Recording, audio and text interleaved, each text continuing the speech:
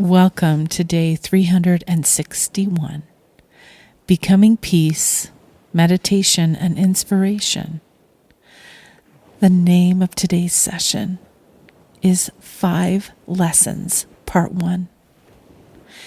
It's the day after Christmas, and this meditation is dedicated to my daughter, Sydney Marie, also known as my Pooh Bear.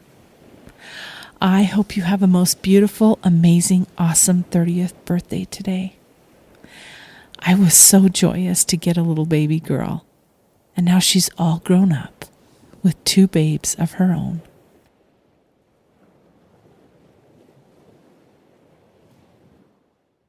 This is the last week of the daily Becoming Peace meditations. We'll soon be bringing 366 days to a close. And I've been honored to release this content to the world and hope it serves as a helpful tool to bring more peace and light into the lives of many listeners for years to come.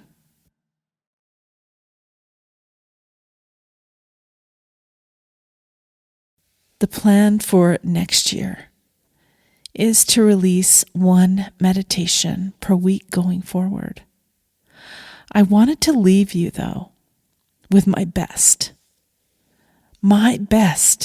in the way of 5 unforgettable and most precious lessons I've learned over my lifetime in the next 5 days. I just wanted to leave you with the most 5 meaningful lessons I've learned over almost 60 years I've been on the planet. Game changers for me, if you will. So join me inside while I deliver 1 precious lesson each day for the next 5 days.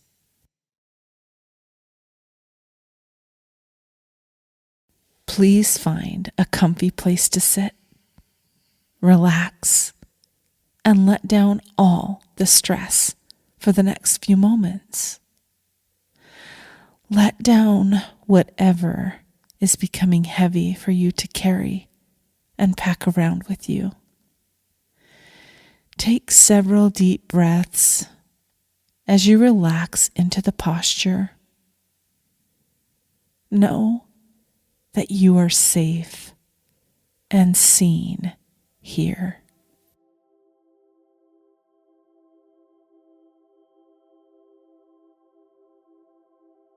This first one of 5 golden nuggets I would like to leave with you has to do with keeping your heart intact.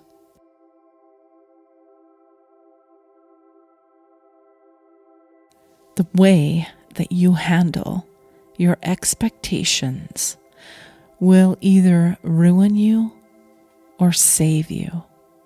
It's just that simple. I want to premise this first golden nugget by saying, I am not being cynical, negative, or sarcastic in any way when I deliver these nuggets to you in these sessions. I'm purely giving you my straight up thoughts and inspirations, which life has taught me and tutored into me, and sometimes taught me through a whole lot of pain. If I could have been more fluid and flexible, I could have saved myself a whole lot of battle wounds. So I'm hoping that you that are listening can save yourself some grief by at least hearing what I have to say, and knowing this is coming from a place of love, not hate. I think that it's almost a shame that we cannot fully rely on the actions of others, that we can't rely on them to make us happy or to fulfill our needs. Humans are fallible. They aren't perfect. and most often hurt one another without malice. It's just what humans do. They try to make themselves the most comfortable and usually have the mindset of keeping themselves safe and alive. These are survival tactics. It's even more disappointing, though, when you realize people change. They never stay the same, and most people won't hold up what they say or what they commit to. They wander off in winding paths and never really do have the intentions of sticking to their word 100%.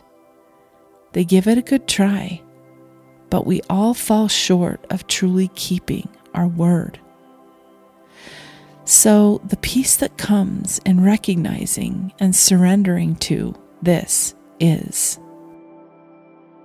don't set yourself up for heartache by believing people will come and save you. They won't. It's up to you to save yourself. The best lesson I've taken from all this is I know I can rely on myself. I will show up for me. I expect no one to show up for me. If someone does indeed show up, it's just frosting on the cake. And if someone shows up and I don't have to ask them or even have to have a clue that they will be showing up, it's a dang cherry on top.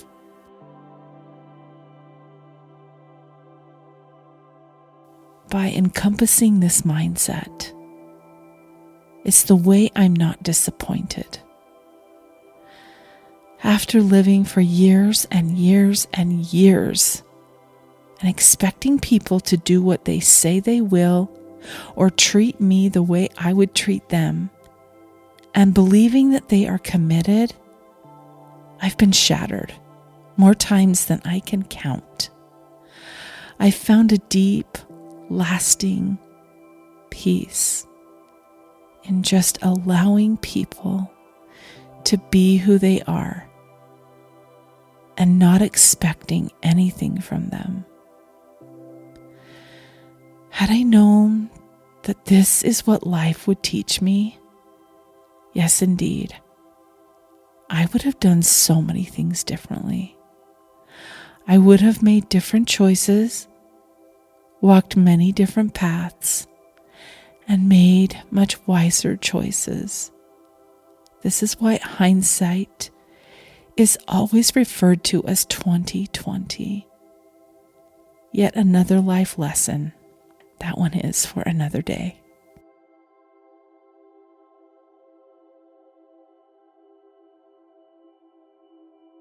I hope this concept does not cause great angst in your heart. Sometimes this is difficult for ears to hear and hearts to accept. But I found it to be a very true, rare principle that sometimes a human heart just can't wrap their head around.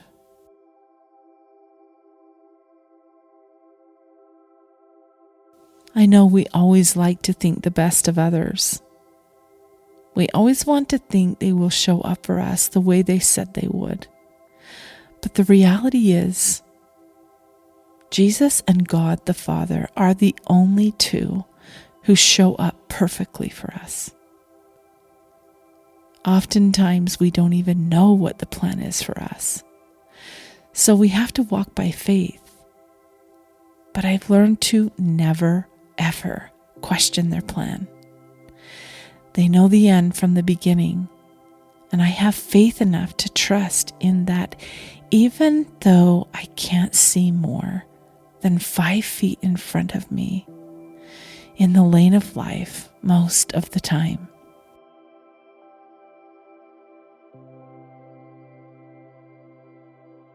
Take this all to heart. Begin to surrender to what is and just let them, like Mel Robbins says.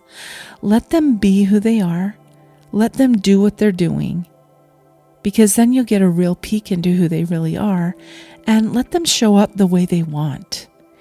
in the end, you will never have control over how someone else shows up. This is good news, though. Guess what we do have control over? How we show up. So start showing up for yourself and ask God to show you the many ways He is showing up for you.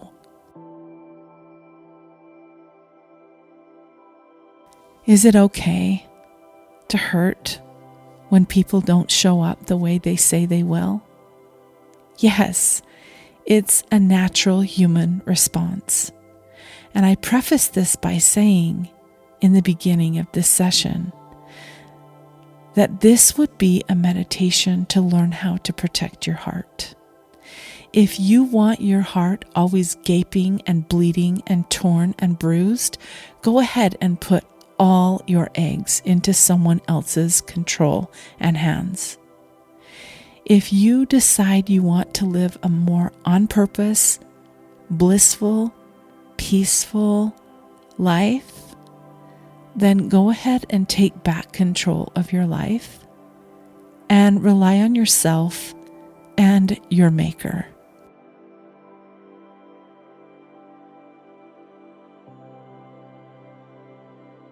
So I'm going to give you some time to process these thoughts. I hope you find some inspiration here today. Make sure you have a journal and pen to write what comes through. Enjoy your time in the silence.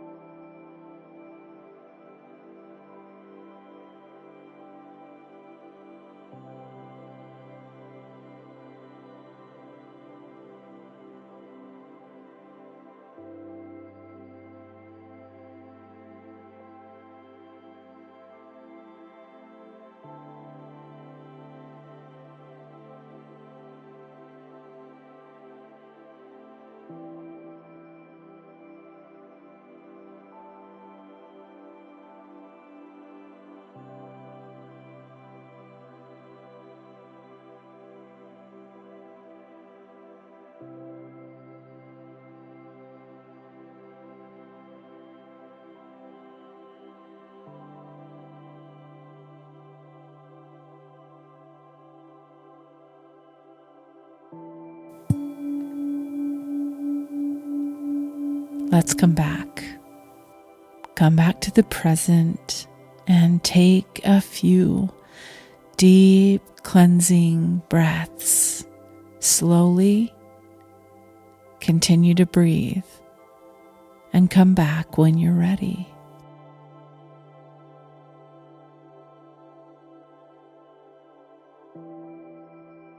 Peace comes when I rein in my expectations and continue building faith in myself and my Maker, where the outcomes of my life are concerned.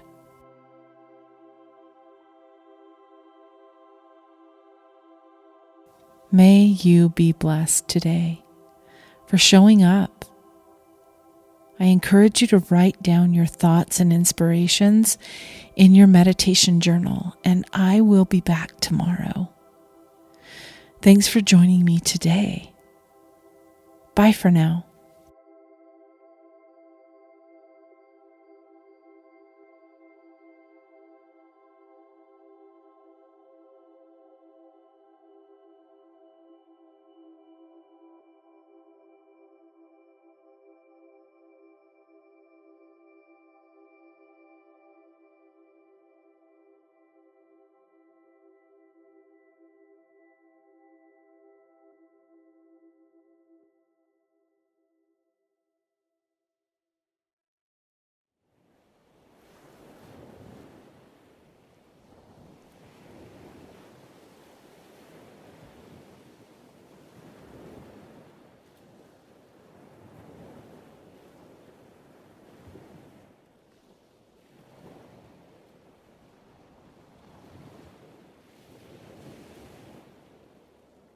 Welcome to day 362, Becoming Peace, Meditation and Inspiration.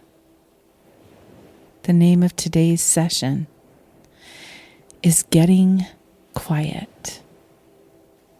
And this week we are discovering the top 5 things that are absolutely essential for a peaceful life. Things I've discovered this past year that I cannot do without. Who knows? Maybe they will become your top 5 things as well. It's been said that in the quiet, true magic comes alive. I believe it. Let's discover what's in store for us in the quiet today.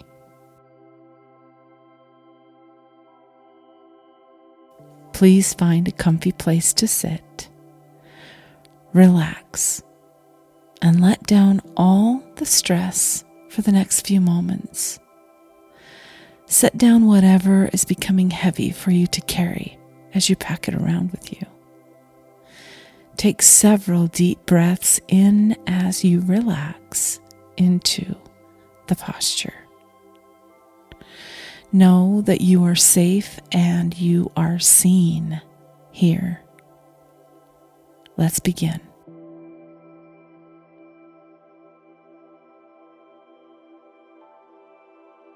So, number 2 on our list, that of getting quiet. I included this one in my top 5 of the most important things I could ever acknowledge. One of 5 things that have changed the course of my life and given me new hope and essential emotional survival skills.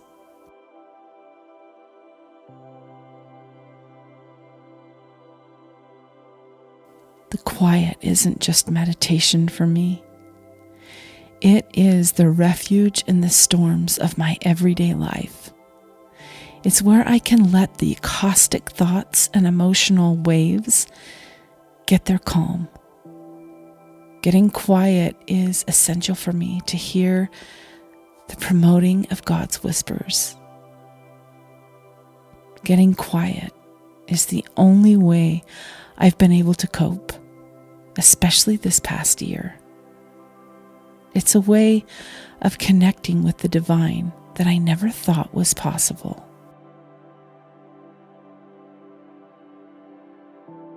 and it seems to only come when my soul is quiet and still.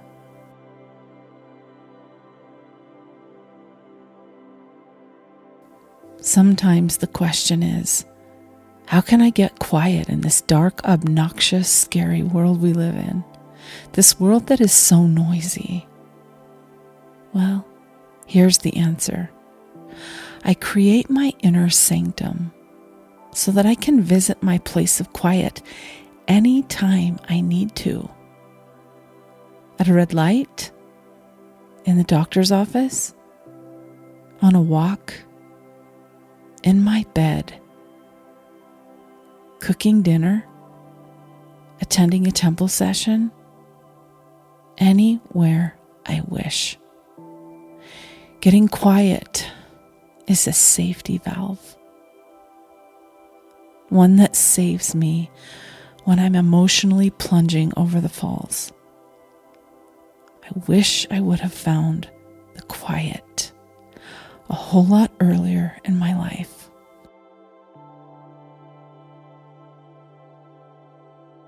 For me, it's become automatic.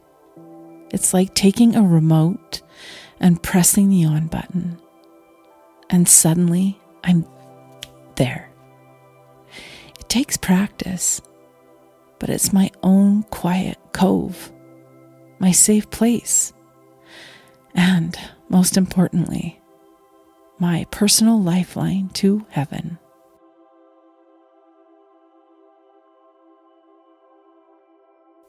So let's consider what getting quiet looks like. What do you need next to develop the skill of getting quiet?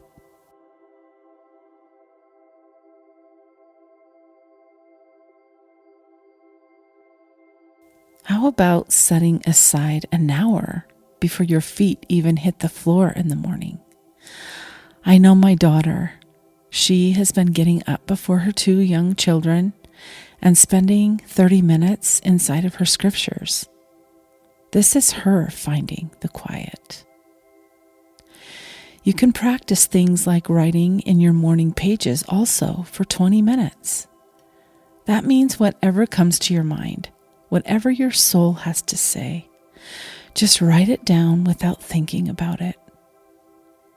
Or just sitting and being, without an agenda or any structured thought process requirements. Just be for 10 minutes without interruption.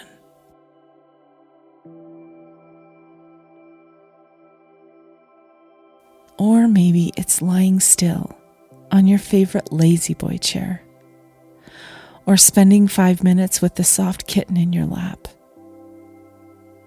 Maybe it's getting up to greet the sun each morning to see what God painted for you in a sunrise. You see, it doesn't matter how you get quiet or embrace the silence. Just do what feels natural to you.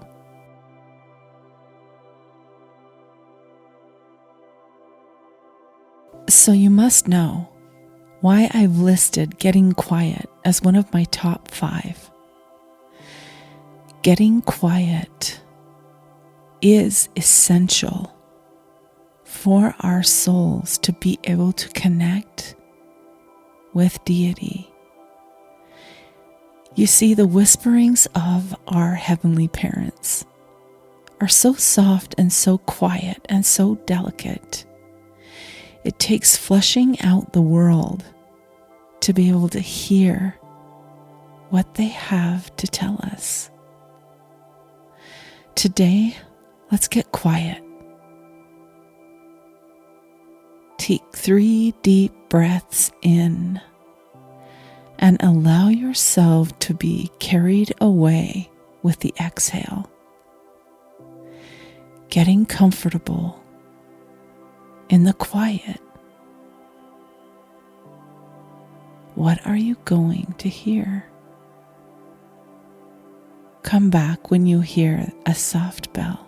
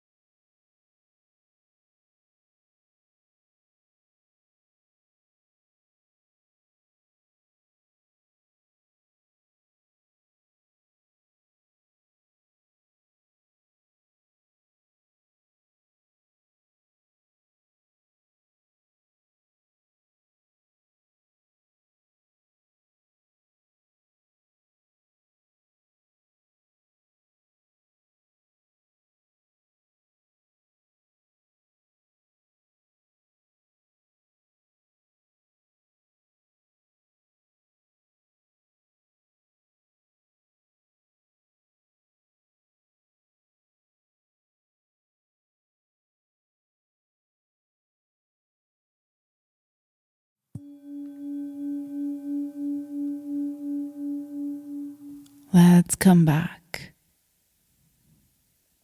Take some deep breaths in and exhale. Releasing, releasing, releasing. Good.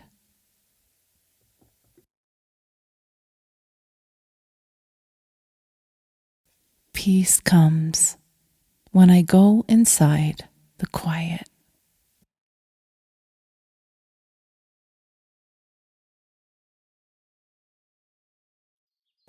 I hope you're keeping a meditation journal so that when you're done in the quiet that you may write down the messages, the whisperings, the promptings, the intuitions that the Spirit is gifting you.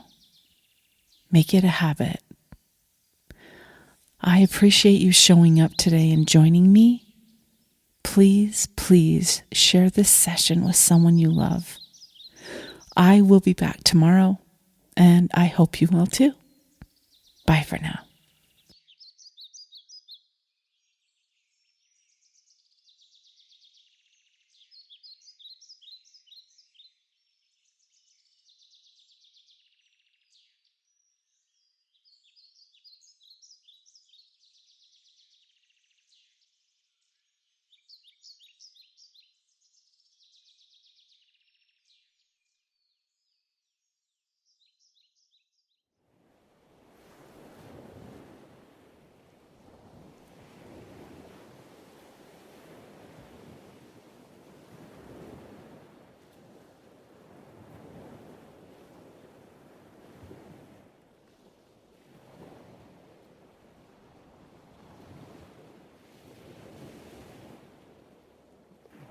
Welcome to day 363, Becoming Peace, Meditation, and Inspiration. The name of today's session is Ditching Emotional Vampires. And here's a disclaimer today. It might be hard. It's okay. In order to clean house, we have to do the sweeping. Sometimes sweeping can be uncomfortable. This is the topic today. Ditching emotional vampires is number 3 on my list of the 5 most important takeaways from this past year.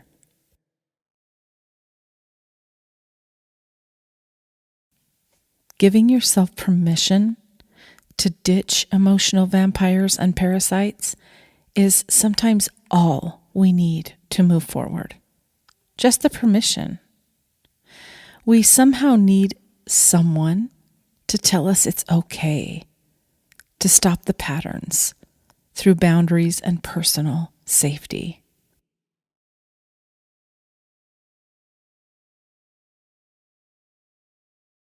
So close your eyes as we prepare today. Take in a deep breath, and as you exhale, allow yourself to settle in to this very present moment. Allow your mind and your body and your soul to rest here deeper with each exhale.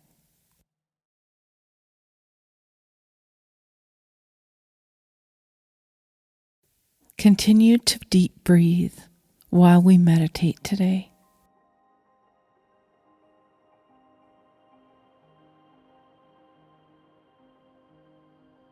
For years, I've been in denial about a few toxic, emotional vampires and parasites who love to plague me with their devious torture. I didn't really put any titles to these relationships. I just knew they seemed to suck the life out of me and felt so very yucky. And this went on for years. I was in constant turmoil in their presence most of the time. The stress response and cortisol levels coursing through my bloodstream were off the charts.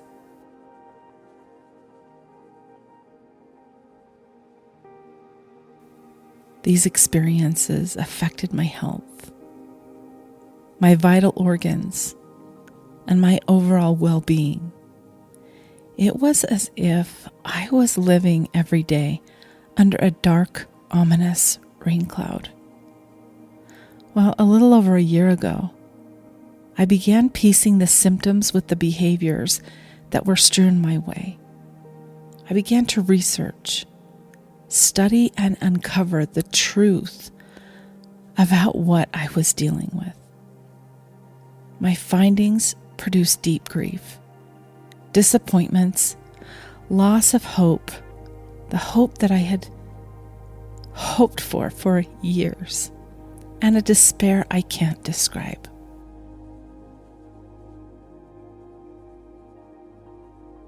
In this moment, I encourage everyone, everywhere, to take 30 minutes a day for an entire month and educate yourself on topics like borderline or narcissistic personality disorders, abuse cycles, domestic violence behaviors, all of that.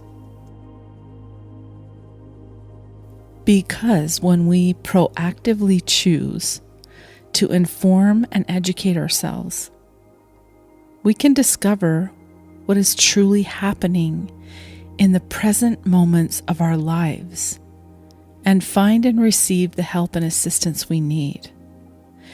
You don't begin studying how to be a pilot when you enter the sky. You study to be a pilot on the ground in the safety of a chair on the earth with a pilot instructor sitting next to you. That is the time to study what happens in an emergency. This is no different. You have to be prepared as things come and hit you out of left field in the game of life.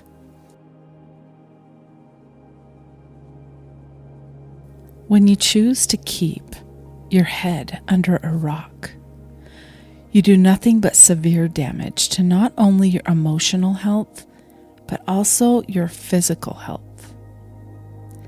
Keeping your secrets of abuse hidden and covered is only hurting you, no one else, except for when kids are involved, and then they get hurt equally.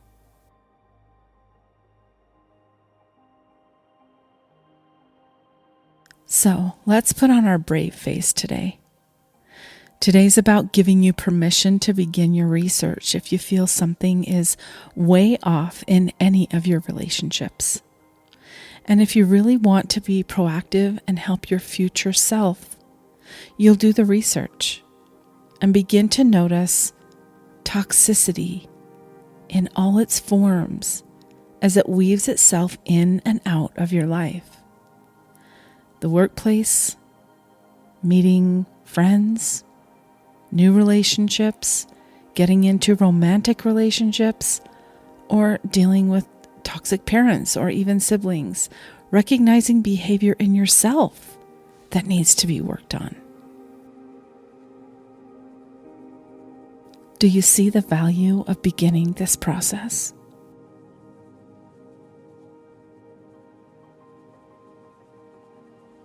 In my own situation, there really has not been any change because 99% of the time, abusers, emotional vampires, and parasites or toxic people don't change. But you know what it has given me? A new lease on life as to how to move forward and what to do in my everyday to make sure I keep myself safe. I don't always have the correct answers, but when I feel like I don't know what the next step is, I visit the notebook, which is full of pages from me taking notes when I was seeking for answers. I know exactly what to do by opening up solutions from that notebook because I've taken many hours, invested so many hours to educate myself on diagnostics as well as solutions that I can control myself.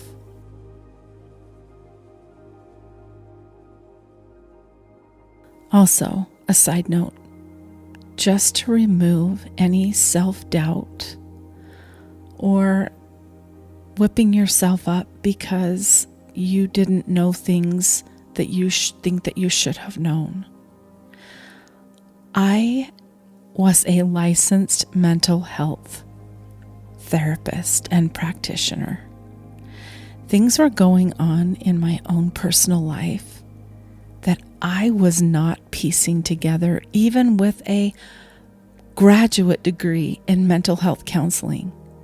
So please do not beat yourself up over this. Let's just begin today to start empowering you with the tools that you need to move forward.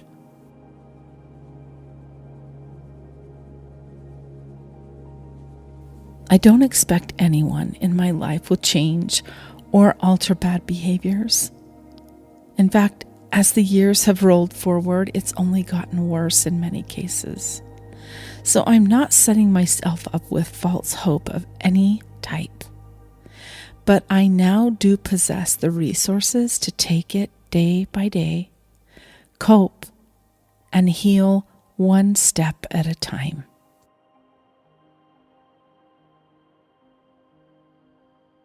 So let's turn this to you. What toxic emotional vampires and parasites do you need to banish from your heart, physical space, and banish from your psyche?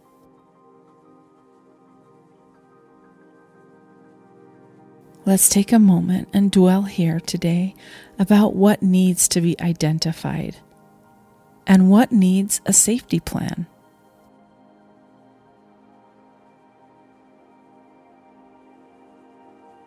What's your next step? And I assure you, it's okay to take some time with this over many days, weeks, and even years. Today, we're just getting real with what is in your life, identifying areas that need attention and education. So I'll mind the time until you hear a soft bell.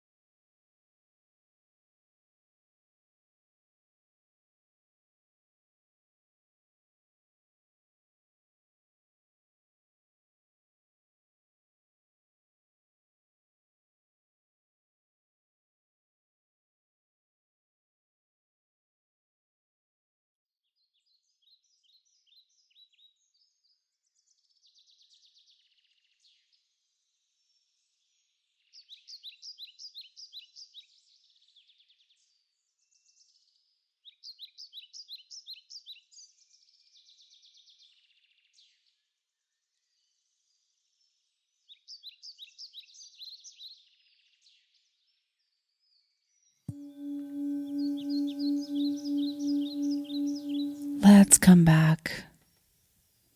Slowly getting ready to come back to this present moment and taking the time, adjusting the new thoughts and ideas which came to you through inspiration today.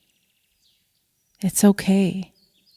You're here and you are safe in this present moment. Get out your notes or your meditation notebook and record your inspirational nudges. I found that peace comes when I educate myself and then choose to move forward with ditching emotional vampires and parasites.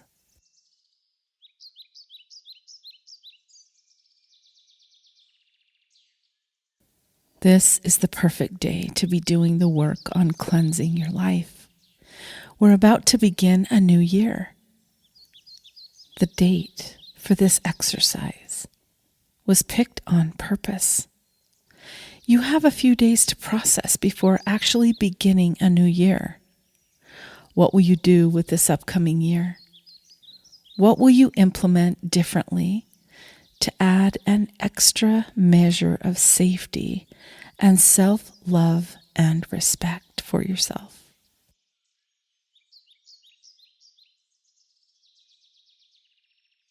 I immensely honor your presence here, and I see you. I'll return tomorrow, and I hope you will join me for number 4 and 5 on our list. Thanks for showing up. Remember, I can do all things through Christ who strengthens me. Philippians 4:13. Bye for now.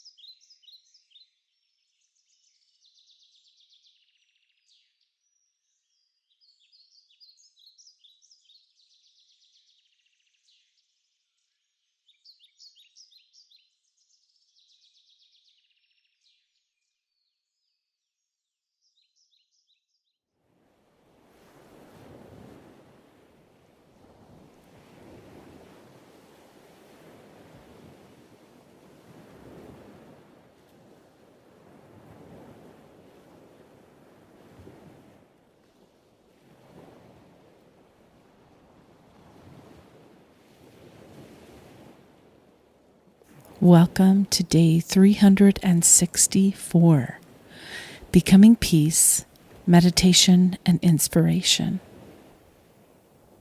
The name of today's session is The Stories I Spin. This is number 4 on the list of 5 takeaways from this past year. Important critical components for survival.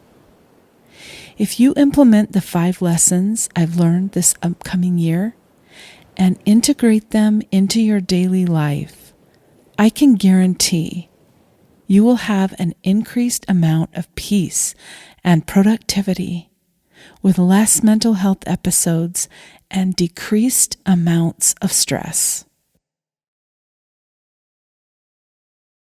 So here's just a quick review on what we've covered so far.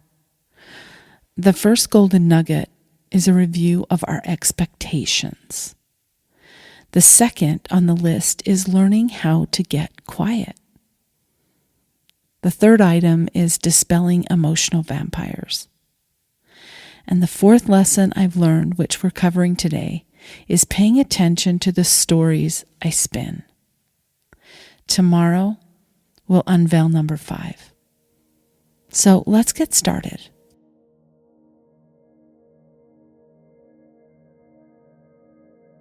Take a deep breath in through your nose. And then before you exhale through your mouth, hold the breath for 3 counts. Now go ahead and exhale through your mouth. Finish with 3 more cycles of this type of breathing, and then return to breathing normal. You can sit in your comfortable space and relax, closing your eyes and going with me on today's journey.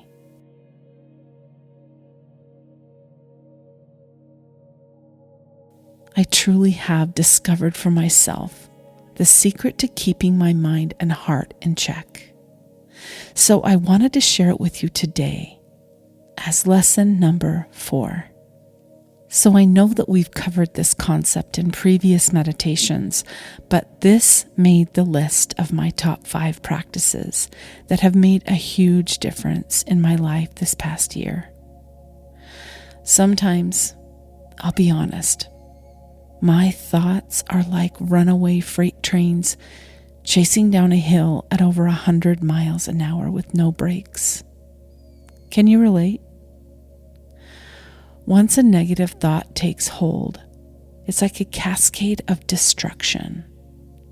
The next thing that happens is it elicits some type of a feeling. My thought creates a feeling, depending on what that thought is.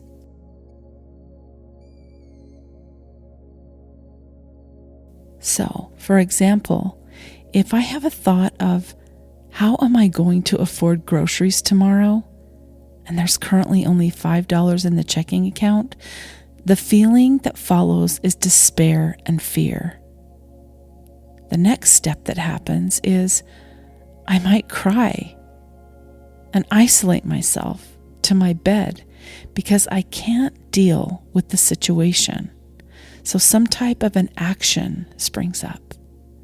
So not only do I possess fear and despair, but now I become unproductive and I'm paralyzed and not producing anything. Next, this affects my beliefs. I now believe life isn't worth living. It's stressful and full of disappointments. I now believe I don't want to be here anymore. Life is now unfair, and I begin to believe I'm always on the losing end of reality. So do you see how my thought of how am I going to afford groceries ultimately ends up having an effect on my beliefs? So we can concur that thoughts produce feelings.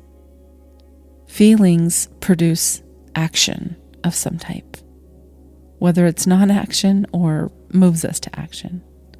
And then the next step, it shapes our beliefs. Do you see the pattern?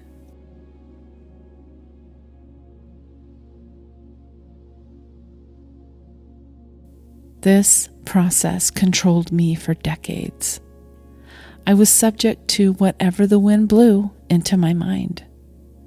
I was scattered like dandelion seeds.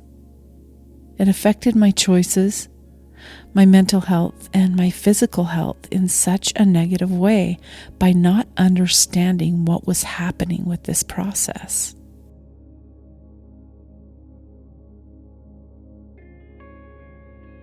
So I began to study how I might change all this.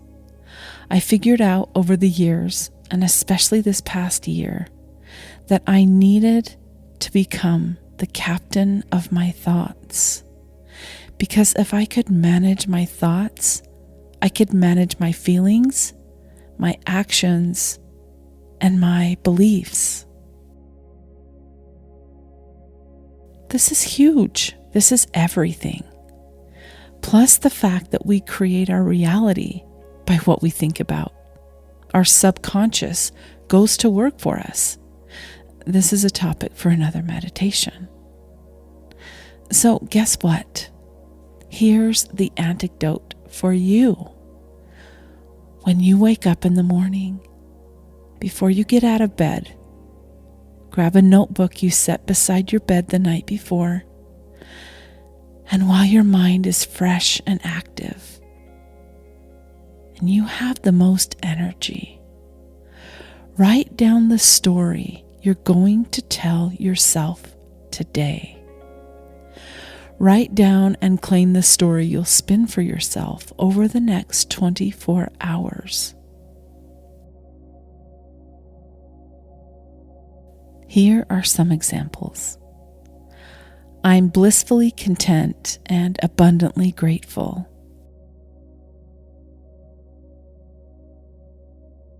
Or, I love my life and the blessings I get to enjoy, which are blank, blank, blank.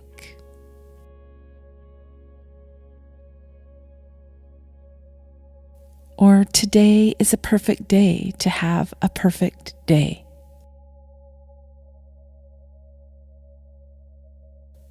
I love my life. Someone out there would give anything to be in my shoes.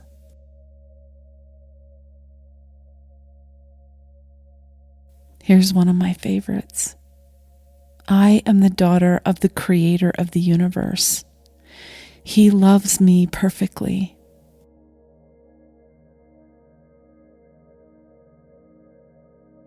And when I was grumbling and groaning about all the chores I do, here is the magic antidote for me yesterday morning.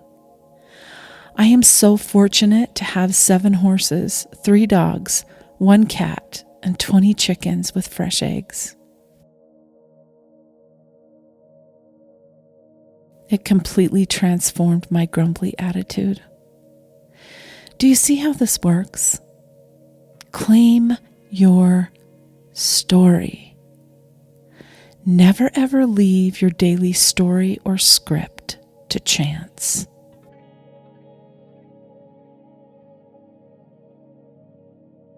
When I wake up and write down my script for the day, I repeat it about 20 times as I'm getting dressed and ready to greet the day.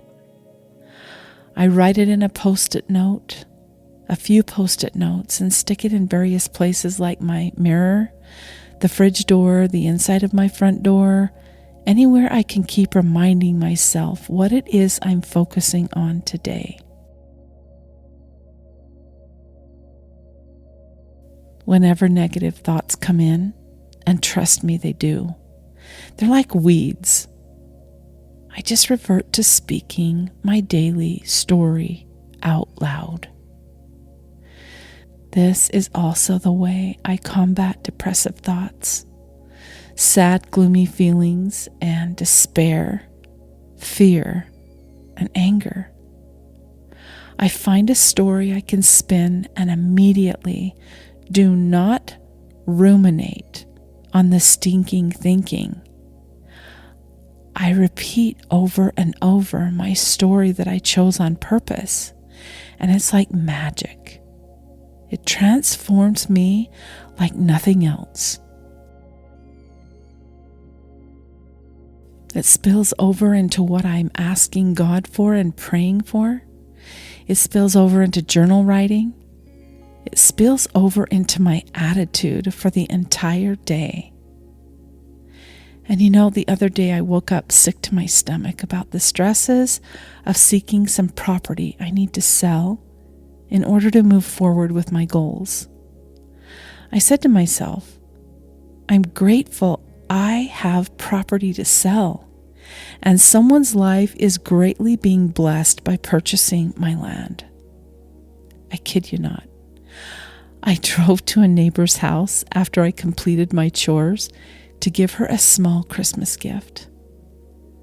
When I left, she said, "Hey, I have a sister who is on an extended vacation and won't be back for a month, but she's very, very interested in purchasing your land and water." Holy cow, really? My goodness, I was stunned. And then I just got grateful, praising God above for hearing my prayers. No matter what happens in this instance, do you see the positivity that was infused into my heart?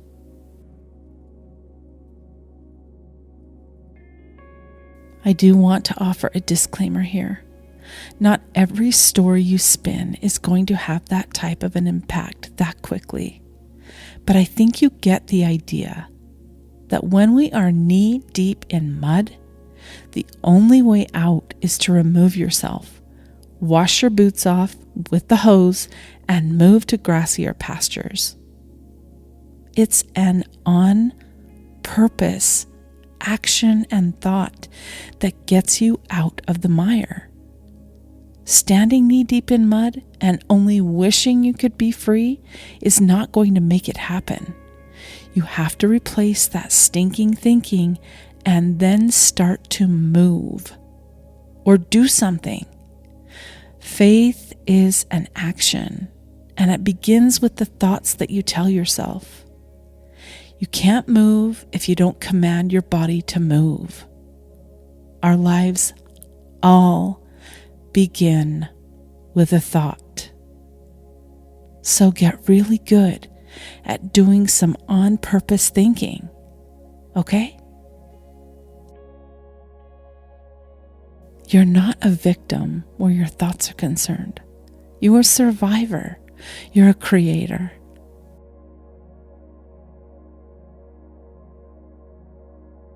So today, I'm going to hold space for you to get yourself in check, claim your story, and begin to use it as your daily mantra.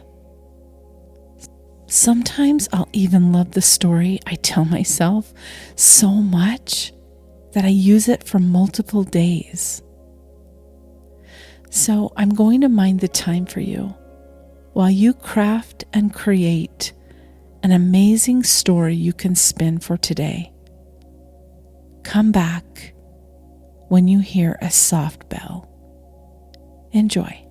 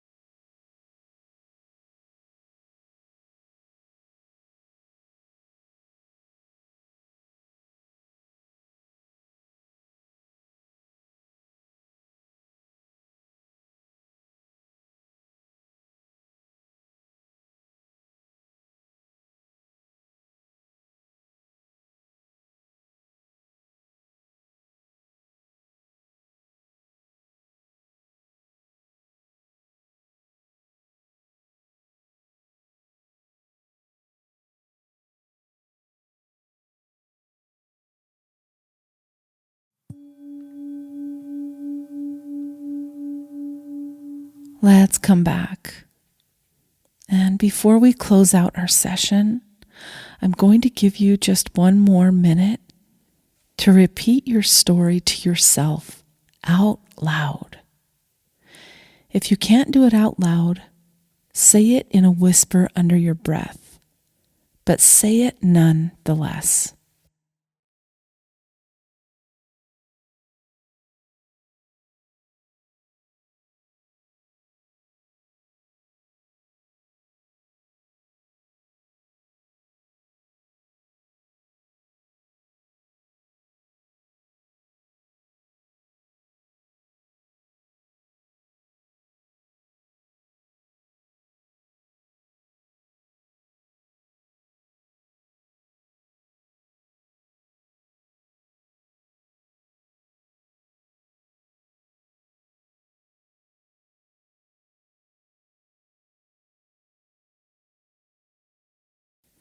Peace comes when I take the time to create my story and repeat it to myself several times a day.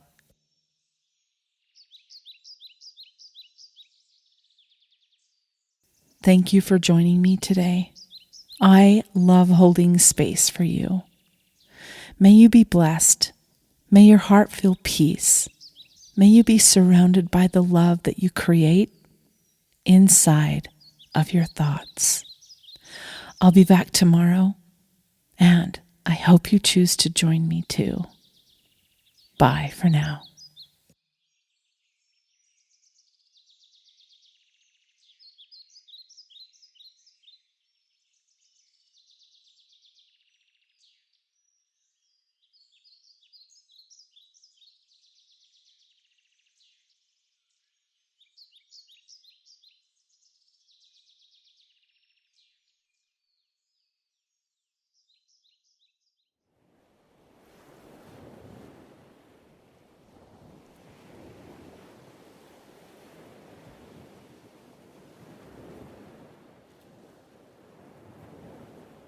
Hello and welcome to day 365, Becoming Peace, Meditation, and Inspiration.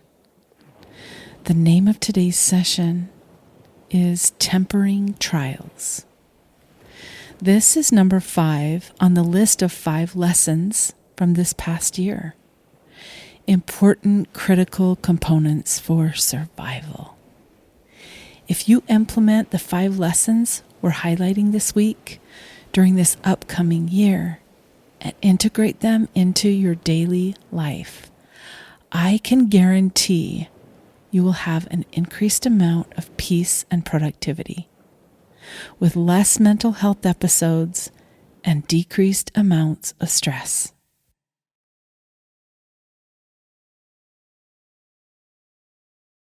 So let's do a quick review on what we've covered so far. The first golden nugget is a review of our expectations. The second on the list is learning how to get quiet. The third item is dispelling emotional vampires. The fourth lesson is paying attention to the stories I spin. And the last and final item, number 5, tempering trials, which is our session today. And actually, today's session springboards where we left off yesterday. Yesterday, we talked about spinning our stories to our benefit, a mental strategy that really boosts peace. And today, we're going after a deeper level of spinning our stories. Today, we're sitting with our trials. What do you do with all the wrongs that have been dished out to you over your lifetime? Do you ruminate and revisit which keeps you stuck and spinning? What do you do with the injustices, the hard times, the lack of funds, the experiences of life that are unpleasant?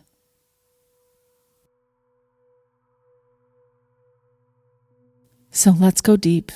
Take in some deep breaths and release through your mouth. Several deep breaths. Keep deep breathing while you close your eyes, find a comfy spot, and get ready for our session of meditation today.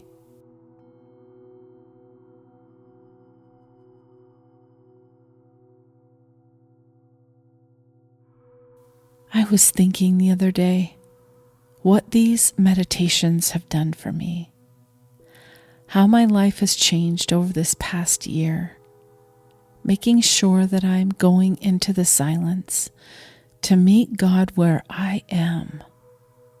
He shows up where I am, not where I should be. I'm on a path of growth. And an overwhelming feeling of gratitude came over me. And what popped into my head, it was such a gift. He whispered this to my heart. Your trials have tempered you. Tempered me.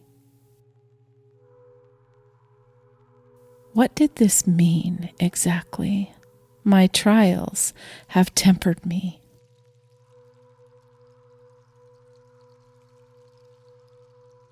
I was so overcome by what this meant. I went to the dictionary and looked up the word tempering.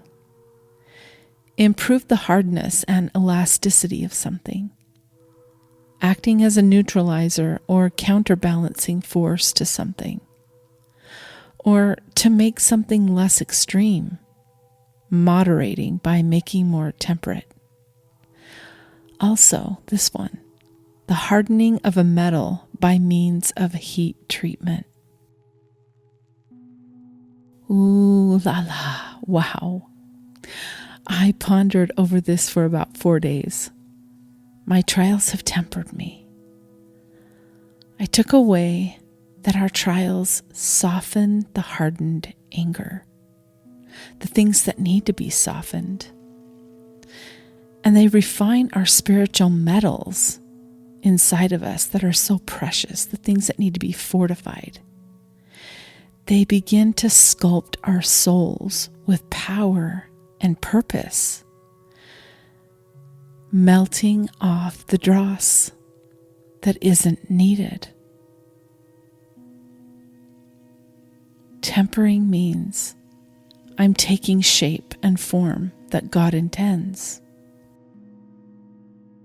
All this is brought about through the fiery furnace of my afflictions and has cut deep into my soul. Somehow God takes all those experiences and tempers our souls through the trials that we experience. The trials are the fire. We are forged with the fire of our deepest pain. Wow. So guess what? Here's why the tempering trials hit my top 5 list of things I've learned this past year. I've been able to take a hold of those fiery trials and turn them into lessons, precious lessons. As each hurt, disappointment, and trial has come up through my reflections, I have taken my journal out and thoroughly reviewed, pondered, and written down on paper what I've learned. Why I believe the experience strengthened me, even though it may have been gut-wrenching, and just what purpose it has served in my tempering. Goodness, this switch in mindset, it's changed everything. It's changed the way I look at my hardships, my failed relationships, my financial train wrecks, my whole entire life's journey. Deaths of loved ones, separation, kid struggles, all of it. There was purpose in everything. And I've appreciated the tempering that God has done in my life, even with it being so painful. I wouldn't change a thing. My trials have tempered me.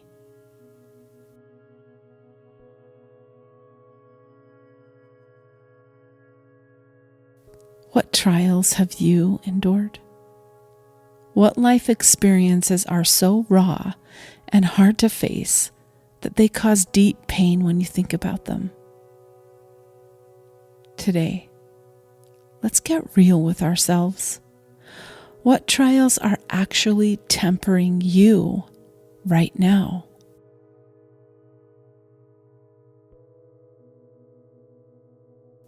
What experiences are you having that will eventually be your saving grace? I promise, the saving grace is mixed in there somewhere. You just have to be willing to pull it out. It's there, waiting for you to claim it.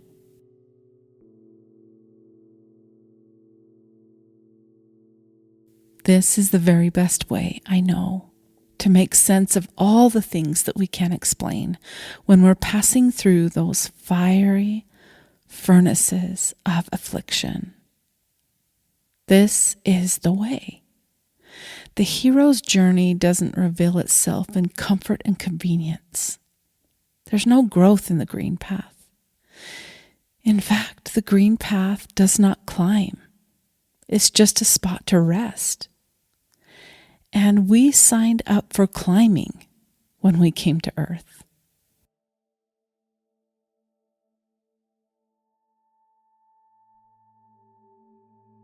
So here's the recipe.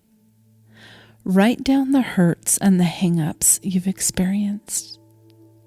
And then next, describe to yourself the feelings and frustrations you had going through that experience. Then, draw out the most important part, what you learned in that process. Go ahead and take notes and get it down on paper through this process. Resiliency might even show up, or patience, or problem-solving skills, or maybe you started with a mess and ended with a blessing. Who knows what it is for you? Only you can reflect and decide. But today I'm going to give you some time in this space to practice. If you can turn your foes into fairy tales, you've got this rung on the ladder mastered. For this is one of the secrets of life, transforming your pain into lessons and being able to recognize how hurts turn to healing, how the trials temper your very soul.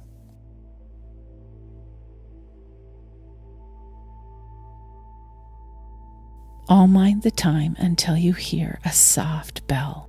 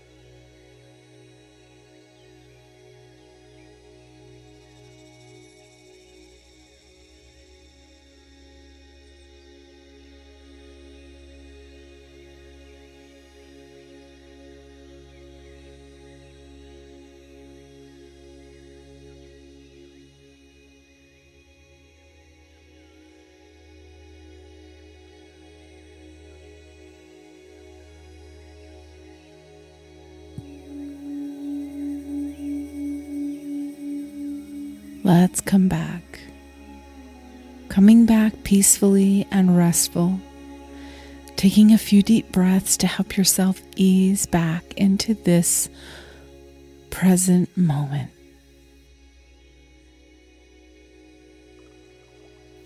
Peace comes when I realize my trials have tempered me.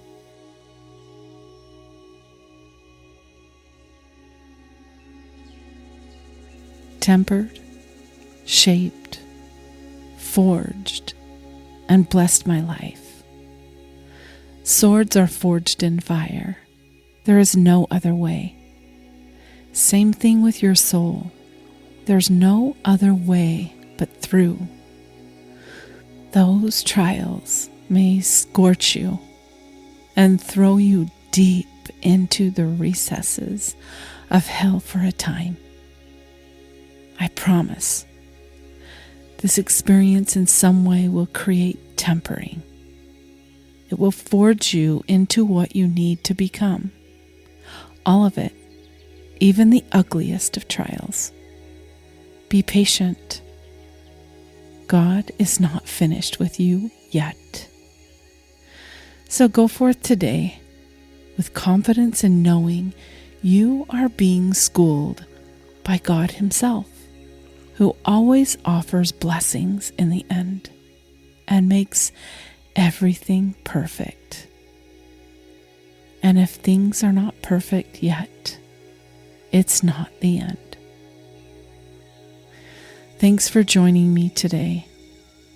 Maybe you choose to take in more light today than you did yesterday and find love, peace, and comfort in the light. I will be back tomorrow. I hope you join me. Bye for now.